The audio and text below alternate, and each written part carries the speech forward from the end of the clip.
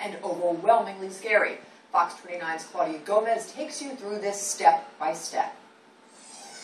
It is astonishing what will trigger a shooting these days. A young woman riding the bus with her son gets offended after another passenger scolds her for spanking her son. Investigators say she wanted revenge. 20-year-old Penny Chapman has her hands full. You can see her on the Route 47 bus as it's heading north on 7th Street. Her son is running up and down the aisle. Finally, she grabs the squirming child and spanks him. The man sitting behind her doesn't like what he sees, so he threatens to turn her in for child abuse. She then makes a phone call, prosecutors say, to set up what's about to happen. Minutes later, she gets off the back door of the bus. Prosecutors say the boy's uncle, Angel LaCourte, is waiting for them outside. LaCourte helps them off and then holds the door for these two guys. Investigators say brothers Karan and Raheem Patterson start firing into the bus with a large assault rifle and a handgun. Watch the sheer terror on board that bus. A mother grabs her 4-year-old son and runs for cover. A man sitting right by the back door is frozen and can only slump back in his seat.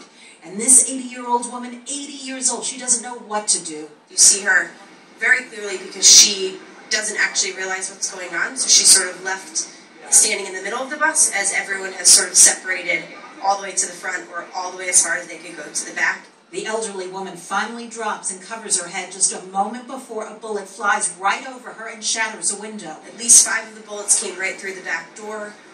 Several of them then came through the side. Many of the other passengers ran toward the front of the bus and piled on top of each other, desperate to get off. The man who criticized Penny Chapman's parenting, the target of all those bullets, according to prosecutors, he dove right on top of that 4-year-old boy. The bus driver then gunned it and got out of there. All of that surveillance video showed in a preliminary hearing on Thursday came from cameras on board that SEPTA bus. Miraculously, no one was injured in that June incident.